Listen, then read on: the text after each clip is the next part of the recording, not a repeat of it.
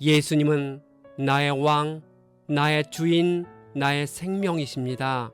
하나님 아버지, 베드로가 예수님을 모른다고 부인할 만큼 연약했지만 그에게 성령이 임하자 담대하고 능력 있는 사람으로 변화되었습니다.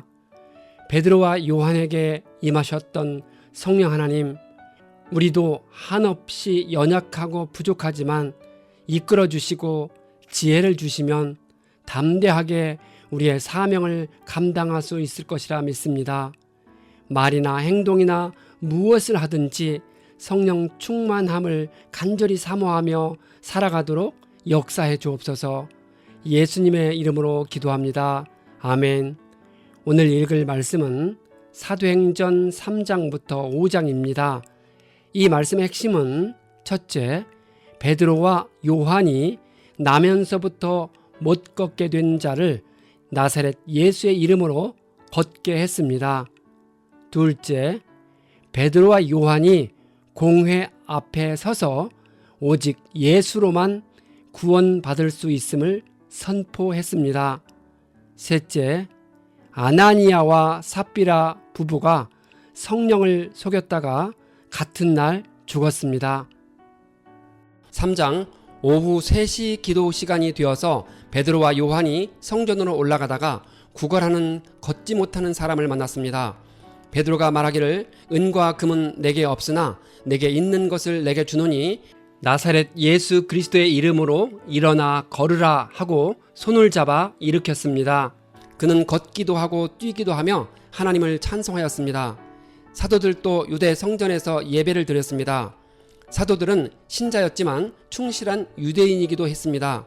그리고 성전은 유대인의 종교적인 삶의 중심지로서 처음 유대인 신자들에게는 예배의 장소로 여전히 소중한 곳이었습니다.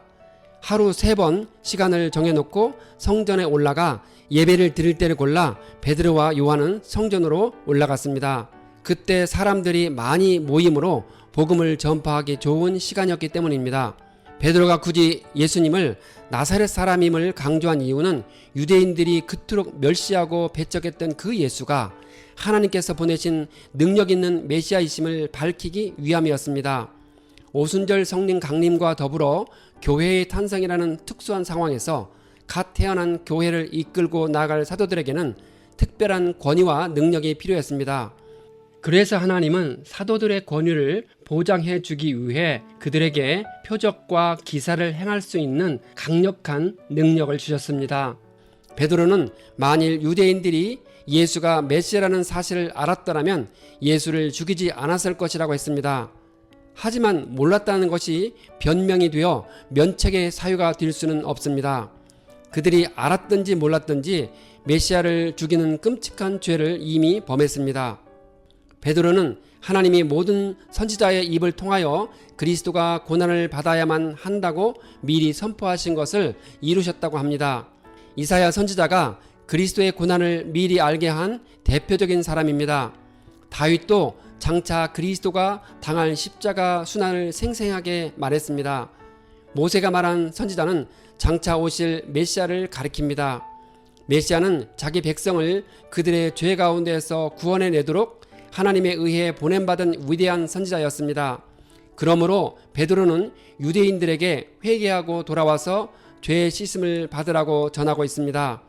그들이 예언자들의 자손이며 하나님께서 그들의 조상인 아브라함과 맺은 언약의 자손이라고 했습니다. 4장 베드로와 요한이 예수의 부활을 내세워서 죽은 사람들의 부활을 선전하고 있는 것에 격분해서 제사장들과 사두개인들이 그들을 붙잡아 가두었습니다. 사도들의 말을 듣고 믿은 사람들의 남자 어른의 숫자가 5,000명이나 되었습니다. 당시 예루살렘 성읍의 전체 시민은 적어도 20만 명 이상이 되었을 것으로 보이며 신자들의 총수는 15,000명에서 2만 명 정도로 추산됩니다. 이튿날 유대의 지도자들과 장로들과 율법학자들이 예루살렘에 모여서 사도들에게 무슨 권세와 누구의 이름으로 이런 일을 하느냐고 물었습니다. 베드로가 성령이 충만하여 걷지 못했던 그 사람이 성한 몸으로 서게 된 것은 나사렛 예수 그리스도의 이름을 힘입어서 된 것이라고 담대하게 전했습니다. 베드로는 다른 이로서는 구원을 받을 수 없나니 천하 사람 중에 구원을 받을 만한 다른 이름을 우리에게 주신 일이 없다고 선포했습니다.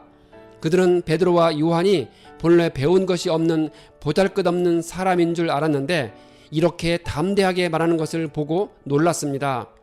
대제사장 안나스를 비롯한 지도자들이 베드로와 요한을 어떻게 할까 의논한 후에 그들을 불러서 예수의 이름으로 아무것도 못하게 경고했습니다.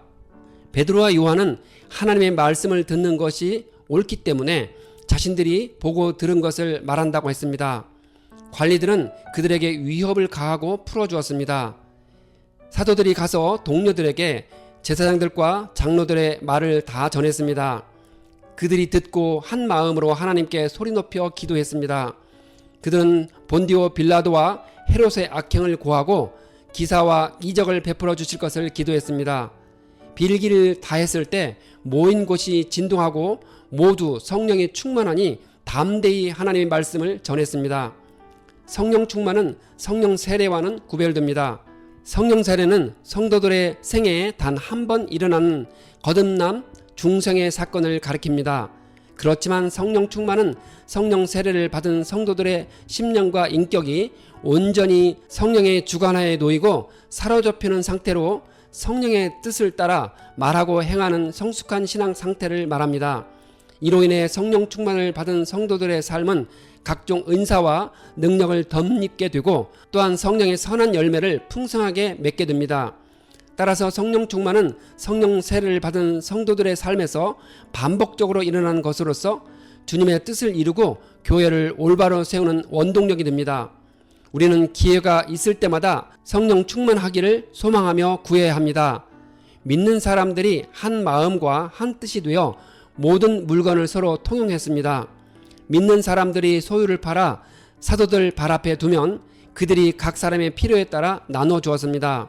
키프로스 태생으로 레위 사람인 바나바는 위로의 아들이라는 뜻의 별명을 받은 요셉이며 자기의 밭을 팔아서 사도들의 발 앞에 놓았습니다. 5장 아나니아와 그의 아내 삽비라가 소유를 팔아 그 값의 얼마를 따로 떼어놓고 일부를 사도들의 발 앞에 놓았습니다. 이 일로 베드로는 그들이 사탄에게 홀려서 성령을 속였다고 책망을 했습니다. 그 결과 아나니아와 삽비라는 차례로 죽었습니다.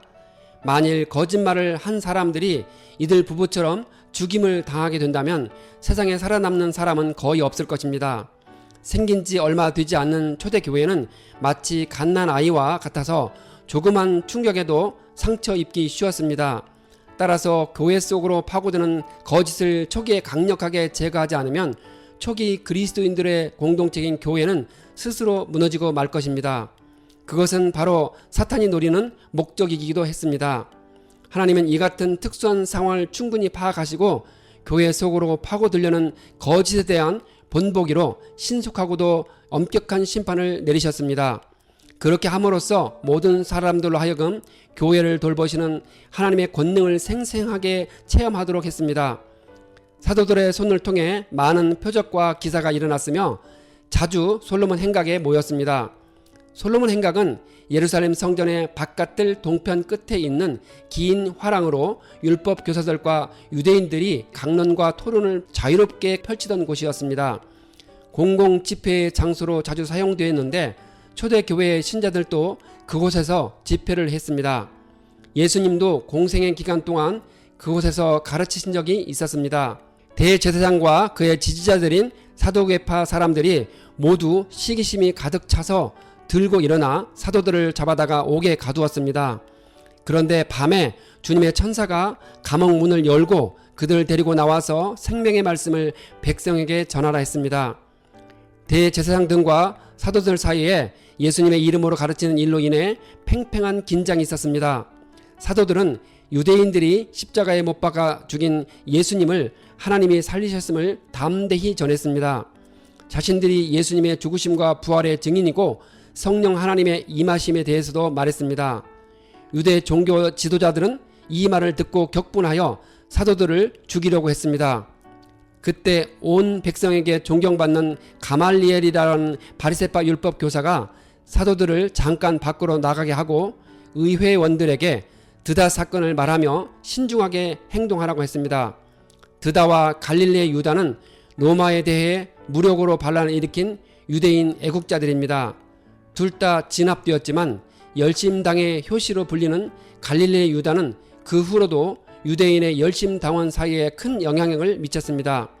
가말리엘의 주장에 대해 어떤 사람들은 진리의 편에 서 있지 않고 사태를 지켜보자는 그의 입장에 대해 우유부단하다는 평가를 내립니다.